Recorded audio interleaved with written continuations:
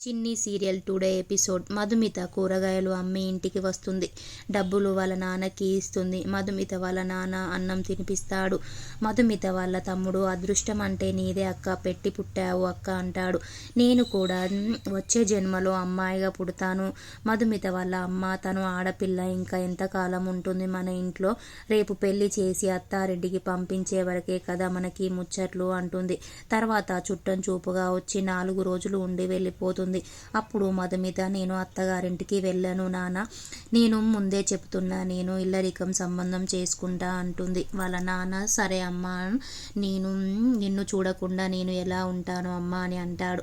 Mahi walking వెళ్ళి వస్తాడు. Sir juice అని ఇస్తాడు.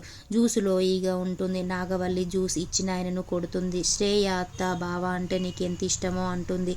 దేవా వచ్చి, మహి, శ్రేయ చదువుతున్న కాలేజీలోనే ఎంటెక్ అడ్మిషన్ తీసుకున్నాను. నాగవల్లి, నా కోసం ఎంటెక్ చేయనానా అంటుంది. సరే అమ్మ, నీ కోసం నేను ఎంటెక్ పూర్తి చేస్తాను అంటాడు.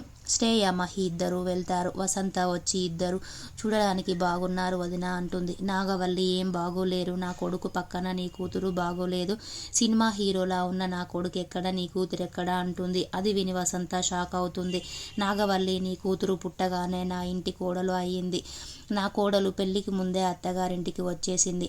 వసంత, థ్యాంక్స్ వదిన అంటుంది. వసంత, నా భర్త కొడుతున్నాడని నన్ను, నా పిల్లలను తీసుకొని వచ్చి నీ ఇంట్లో పెట్టుకున్నావు. నీ పిల్లలకు సమానంగా నా పిల్లలను పెంచావు.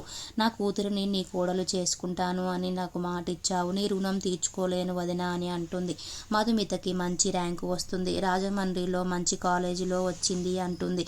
మధుమిత వాళ్ళ నాన్న, రాజమండ్రి వద్దమ్మా, రాజమండ్రికి వెళ్ళొద్దని కావేరి అమ్మ చెప్పింది.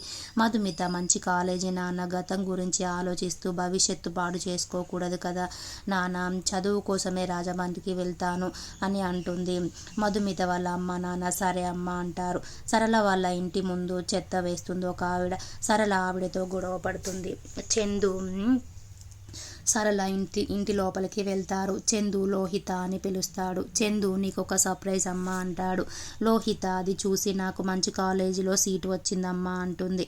పెద్ద కాలేజ్ అమ్మా అని అంటుంది. చందు, నేను ఆ కాలేజీలోనే పనిచేస్తాను కాబట్టి నేను మాట్లాడి నీకు సీటు ఇప్పించాను అని అంటాడు. థ్యాంక్స్ రా అన్నయ్య అంటుంది.